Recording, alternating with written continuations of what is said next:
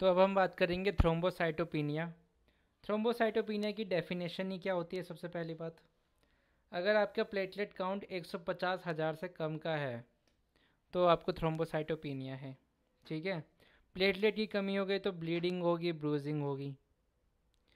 Spontaneous bleed कब होती है? जनरली जब प्लेटलेट काउंट 30,000 से कम का हो जाता है तो। हाँ।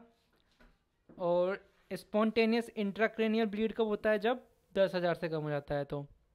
और मिनिमम प्लेटलेट काउंट कितना चाहिए होता है कोई सर्जरी परफॉर्म करने के लिए?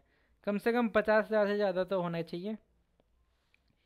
प्लेटलेट डिस्ट्रक्शन की बात करें तो दो कोजेज हो सकते हैं इसके। एक तो इम्यून मीडिएटेड हो गए, जैसे कि हिपेरिन इंड्यूस्ड थ्रोम्बोसाइटोपिनिया हो गई, या फिर इम्यून थ्रोम्बोसाइटोपिनिक परपूरा हो गया।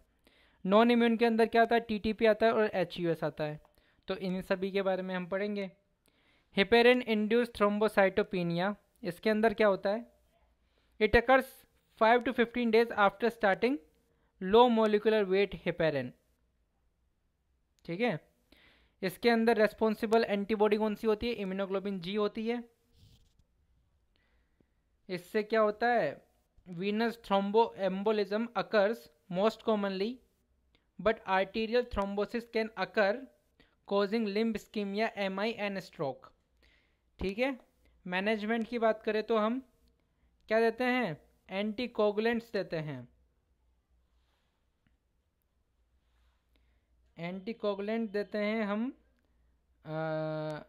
बाइवलरुडिन, ergotroban, fondaparinux should be administered to patient with HIT as thrombotic complication may occur after cessation of therapy.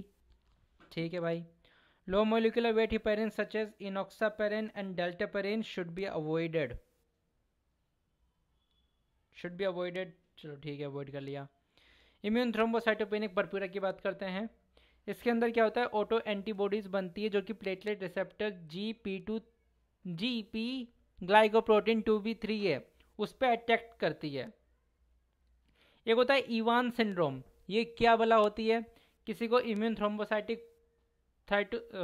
Thrombocytopenic परपूरा है, मतलब उसके अंदर प्लेटलेट काउंट की क्या है? बैंड बजी हुई है, प्लेटलेट काउंट क्या है? कम है।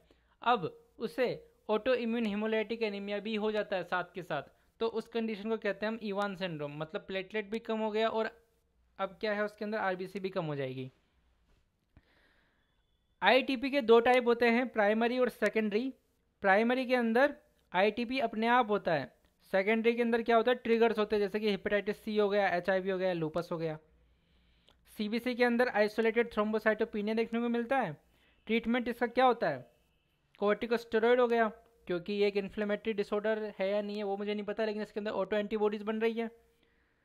एंड अल्टरनेटिव रिटोक्सीमैब ट्रीटमेंट है। अब बात कर लेते हैं थ्रोम्बोसाइटोपेनिक परपूरा की थ्रोम्बोटिक। इसके अंदर क्या होता है? एडम टेस्ट 13, इसकी डेफिशिएंसी हो जाती है।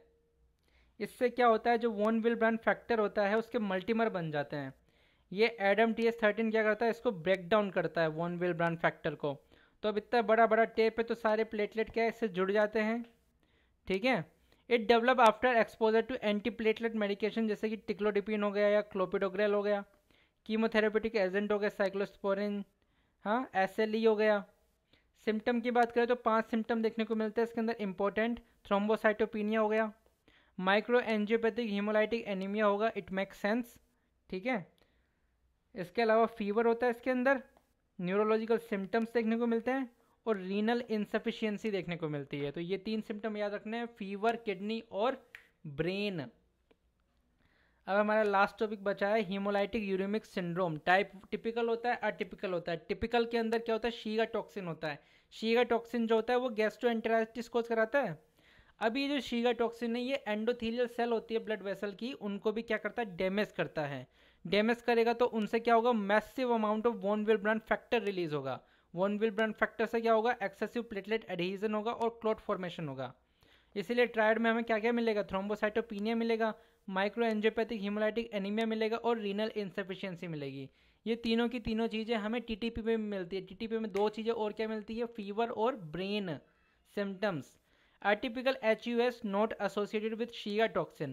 It can occur at any age and it has poor prognosis. वहीं बात करें हम टिपिकल की तो it occurs in children 5 to 10 days after the episode of gastroenteritis, क्योंकि शीगा टॉक्सिन गैस्ट्रोएंटेराइटिस कोज कराता है